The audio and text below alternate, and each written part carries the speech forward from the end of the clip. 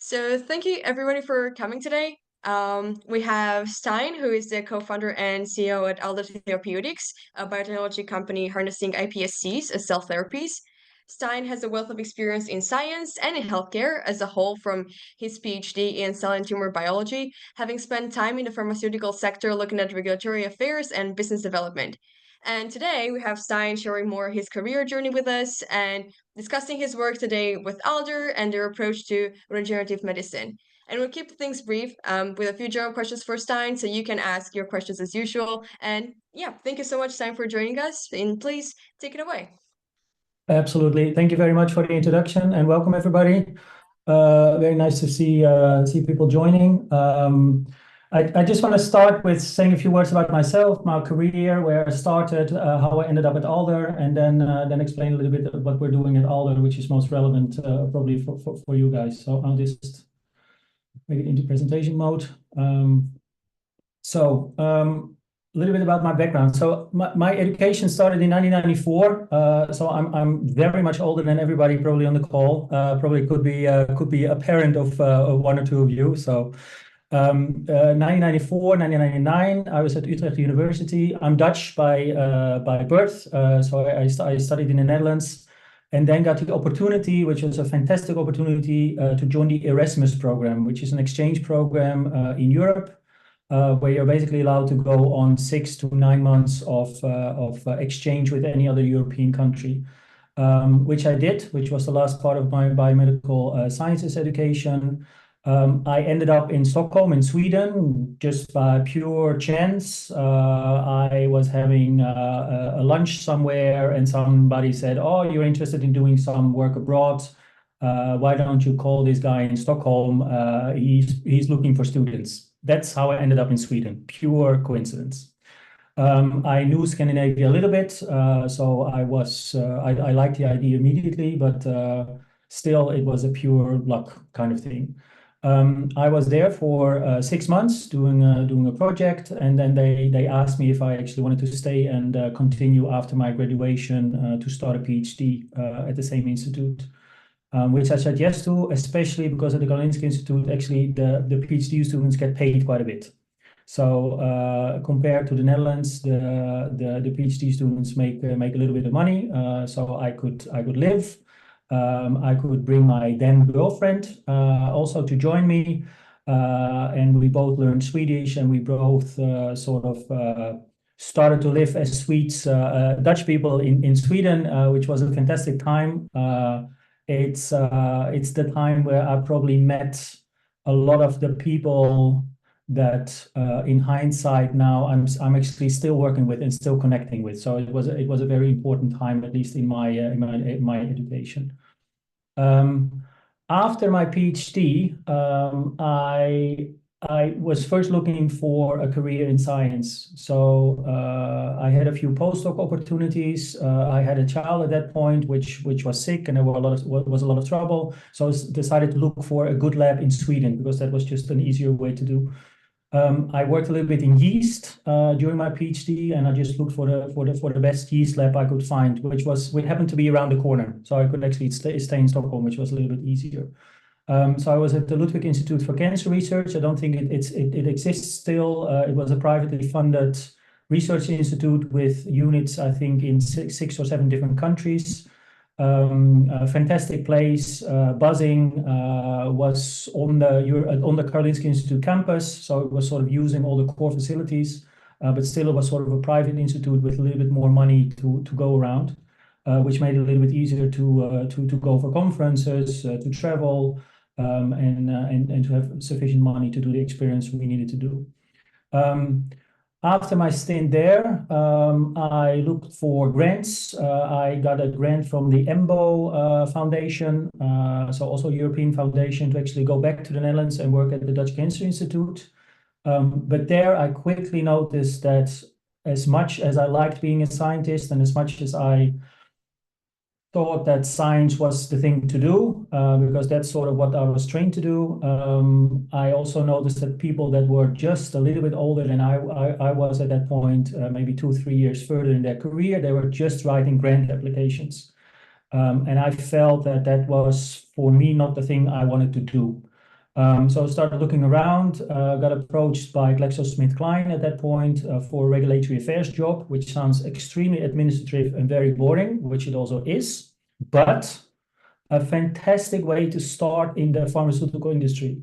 Because if you know what you need to do to actually get a regulatory dossier approved, so from early R&D to preclinical to clinical, and the whole building of a dossier to actually keeping a product that is marketed on the market, because it doesn't stop when a product is on the market. If you have some feeling for what it takes actually to bring a product to the market and keep it on the market from a regulatory point of view, that's a fantastic way to get started and to learn about pharmaceutical industry, because regulatory affairs really is a little bit spider in the web, I would say. They're sort of involved in everything from marketing to R&D, to logistics, to supply chain, everything at some point, regulatory affairs is involved. I got a fantastic training, even though GlaxoSmithKline at that point for me was not the place to be. So I came across Boehringer Ingelheim, which I never heard of before, but they were actually around the corner. So I applied for a job there, again, regulatory affairs, and there first of all, I could use the knowledge I gained at GlaxoSmithKline, where I got a fantastic training for about a year. I could use it at Boehringer Ingelheim, and then I noticed that it was let's say, too small for me. So it was just regulatory affairs for the Netherlands. It was just for a very limited number of products, well, to be honest, I got a little bit bored. Having been a scientist, having traveled the world, having been to conferences and been sort of in this whole more exciting science world, I didn't think that the place for me sort of to be for too long would be in a regulatory affairs job. Just by coincidence, again, I got involved into a project from the Boehringer Ingelheim headquarters in Germany, where they needed somebody that knew regulatory affairs, but also had a little bit more sort of a commercial sense and could think about sort of licensing and contracts and those type of things, which happened to be something that I loved. And I was quickly approached by the headquarters then to actually move there. So I moved to Germany, where I worked for the headquarters of Boehringer Ingelheim for about 6 years in different BD roles. One of the more exciting things we were doing at that point was looking at RX to OTC switches. So we took prescription medicine dossiers and looked if there was a chance to actually switch them to an OTC or over-the-counter status. Your proton pump inhibitors that you can get, a lot of pain medication is over the counter and was at some point RX. So a lot of these products actually went through a switch process.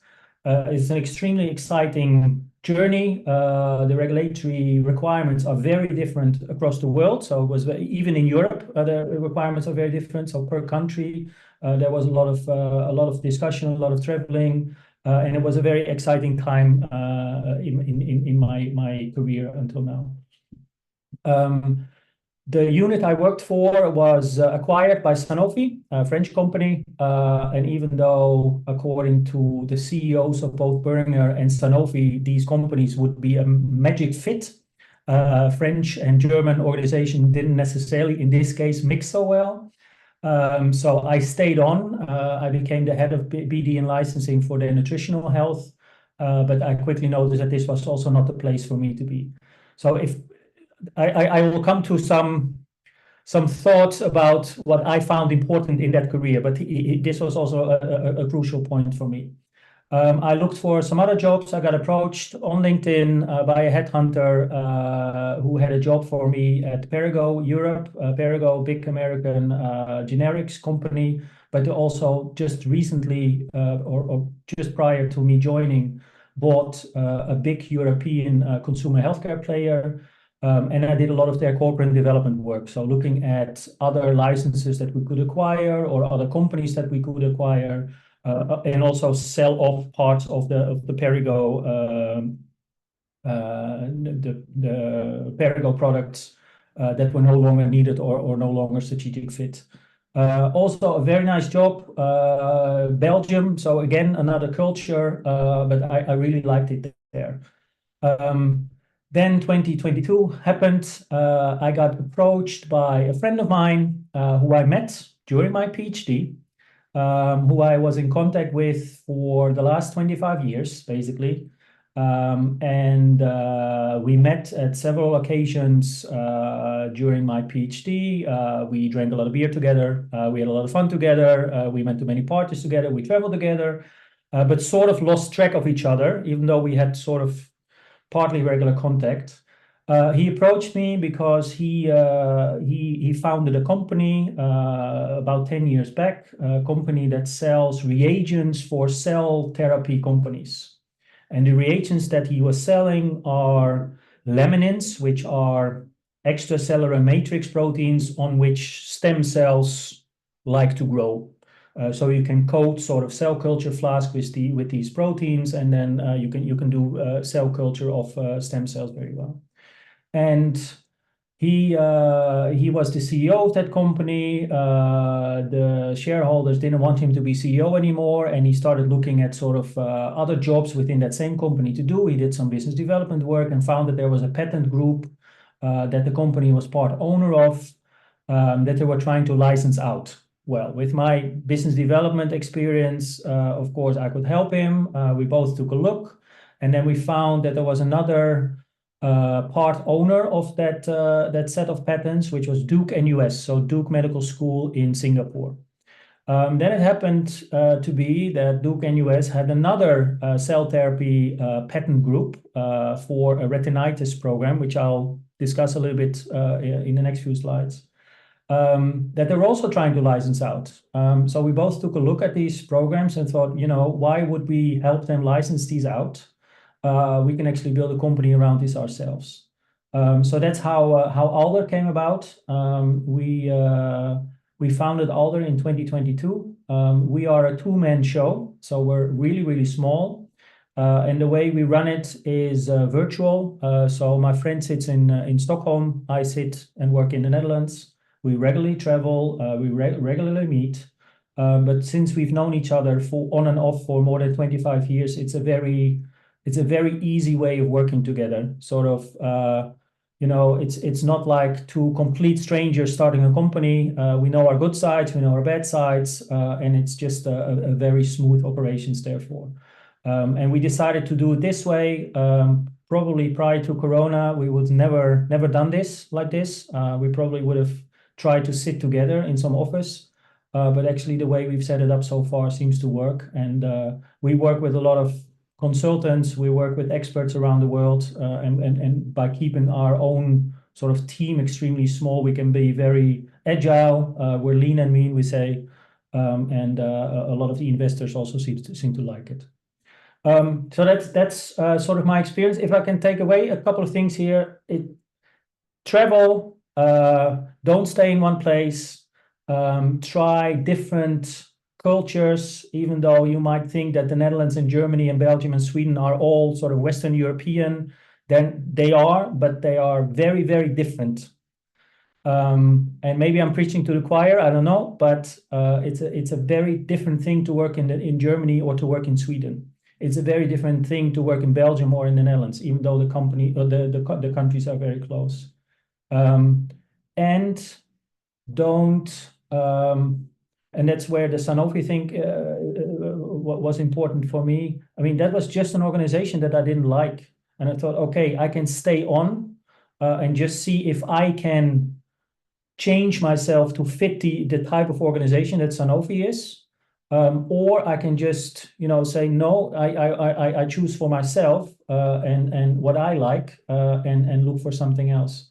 A lot of people stayed that were acquired by Sanofi, and now probably 6-7 years later, you see that most of these people that were actually acquired are slowly sort of moving away again from Sanofi. So I don't think that the two organizations matched very well, and I think I made a good choice in just choosing for my own career and for my own health. To move away. So don't stay in a position too long if you don't like it. There are a million different jobs you can do. And even if you're on a science track, it's fairly single-minded what you need to do and what you're expected to do. I mean, there's not so many chances to become extremely successful, I would say. I think in sort of the industry, you can use your talent, you can use your brains, you can be creative. There are a million different ways to find a career also in the pharmaceutical industry. So it's not the dark side as some of my Dutch Cancer Institute friends used to tell me when I moved over. So good. I'll say a few words about Alder. I won't make it too long. Yeah, Stijn, just Yeah, one thing. Before we move on sure. to Alder, it would be great to have like a full screen because now we can see Oh, your sorry. perspective of sharing. No, it's great. Uh, And I super loved hearing about regulatory affairs, and I actually don't think I met anybody working there before you, so I have lots of questions about that too. and now I should know how to make this a big screen. I have no idea. Um, Um, do we know? I I personally, maybe it's in swap displays. I'm not entirely sure. I just Because don't right know. now we can also see like the notes in the next slide. So basically, Yeah, it's yeah, your yeah, yeah, presenter. yeah. Sorry, guys. Um, It's okay. I just don't know. Yeah, Gibran suggests sharing PowerPoint as a This window. this Okay. Oh, actually, this worked. Yeah, great. this Thank you. works? Yep, Better. that's perfect. Good. Okay. Yes. So now we're going to go to the next. So Alder, our motto or our vision is to shape the future of regenerative medicine. That sounds extremely broad and very wild, and but I think that we're actually on the track of doing that. And maybe to link it to sort of my career path until now, it really feels within Alder that I'm sort of moving back to sort of the science that I was trained to understand and trained to talk about and trained to work in, but with sort of the commercial view and with sort of the pharmaceutical industry look. It's extremely helpful for me to have had this path to before Alder. I think that there are many companies that are started by postdocs or even PhD students sometimes in labs where this type of background is missing a bit. And for us, it's extremely helpful when we talk to investors, when we talk to pharma companies. So we can speak their language. We know what it is that they want to hear.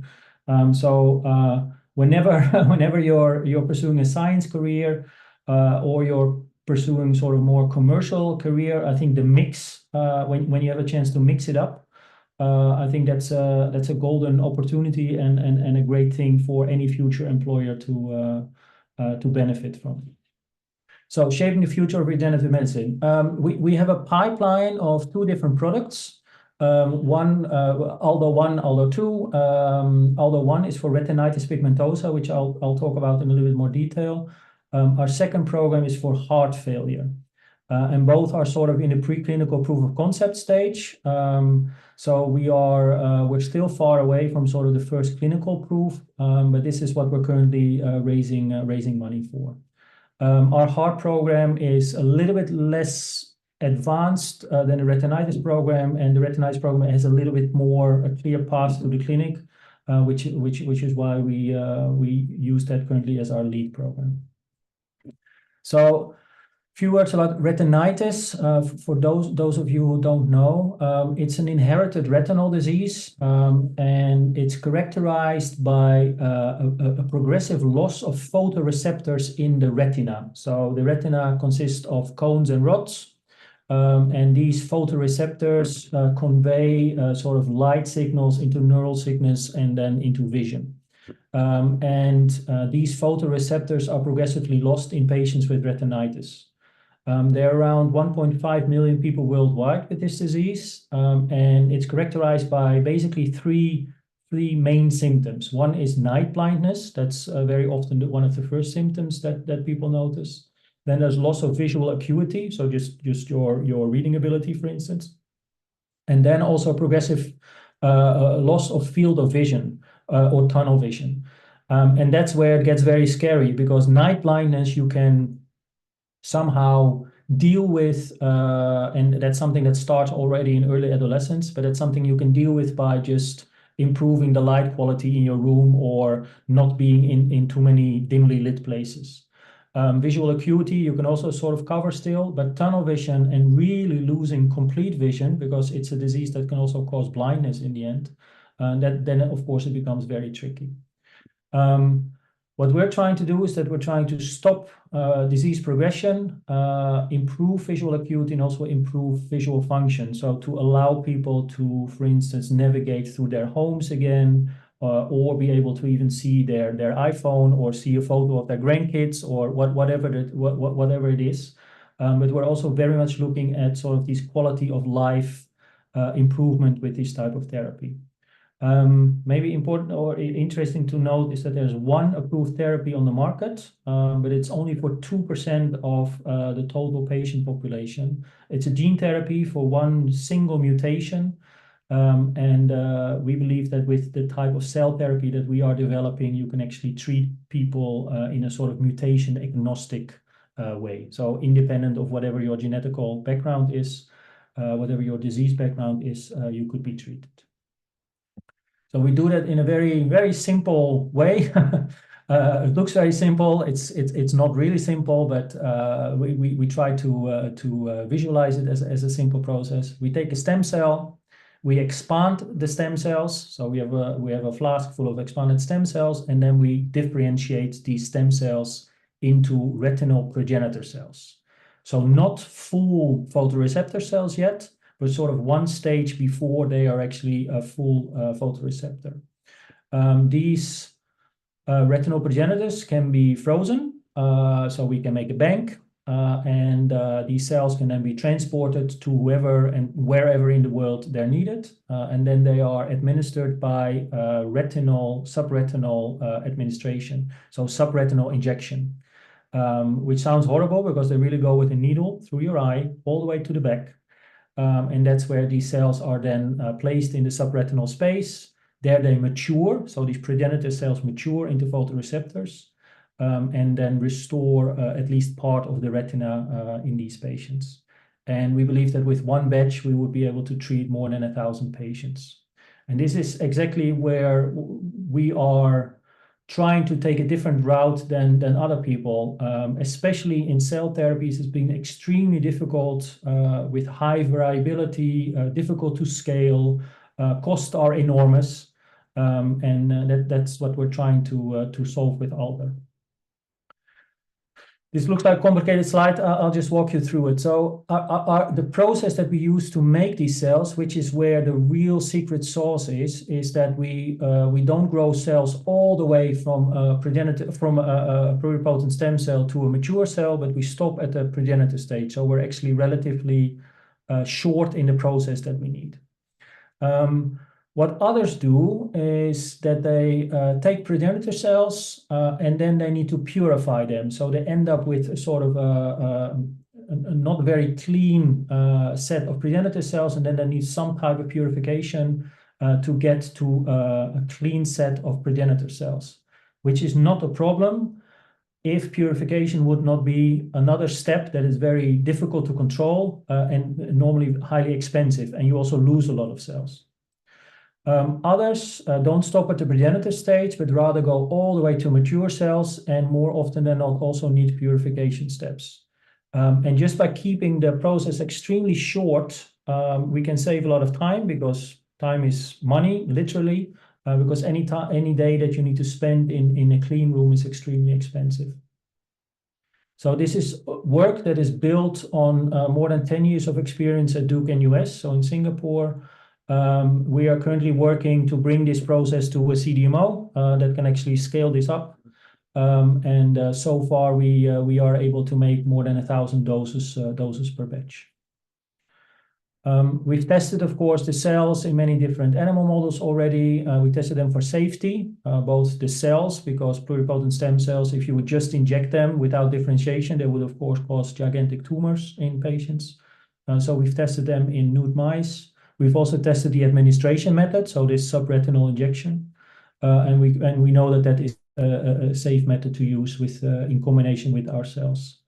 Then they are progenitors, so they need to engraft and then mature into photoreceptors, and then also need to show functional improvement. And the fact that we've been able to use also non-human primates is just because we are working together with Duke NUS in Singapore. In most European countries, it's very difficult to use non-human primates. But in our case, the eye of the non-human primate very closely resembles that of the human, much more so than a rabbit or a mouse eye, which is the reason that we are also doing limited experience with non-human primates. I'm not going to bore you with a lot of data. I just wanted to show you something that I find visually very, very nice to see. This is what is called a water maze test. So you basically take sort of a mini swimming pool, which is around 1.20 meters, 1.50 meters. You fill it with water. You are in a surrounding where the lights are dimly lit, so the visibility is very low. And you place in one of the quadrants in the water maze, you place a small floating platform. If you look at the left, so a wild type mouse, if you put it in the water, it swims more or less in a straight line to the floating platform. So they swim less than 40 meters and less than 40 seconds always. If you take a mouse, an RD10 mouse, which is a mouse that actually has retinitis pigmentosa, so they have lost a lot of their photoreceptors, and you sham inject them, so just with some buffer, you see that they actually don't find a platform at all, and very often need to be rescued at some point because they can't swim forever. So they swim in a very weird trajectory and also take a long time. And if we inject our cells in these mice rather than a sham injection, they almost find a platform, at least in this particular case, but we've of course done our statistics on it. In 73%, they swim also less than 4 meters, and 80% of the time they actually swim less than 40 seconds. So we're not completely rescuing the phenotype of these mice, but at least to a large extent, which is a good proof that these mice actually have improved vision.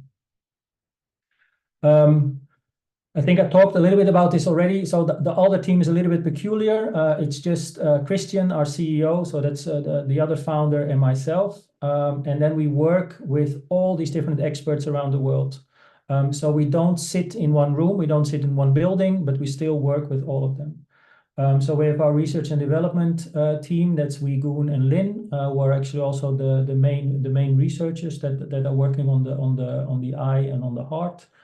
We work for CMC, so all our manufacturing, all our process and analytical development. We work with experts for regulatory, for market access, for preclinical and clinical development.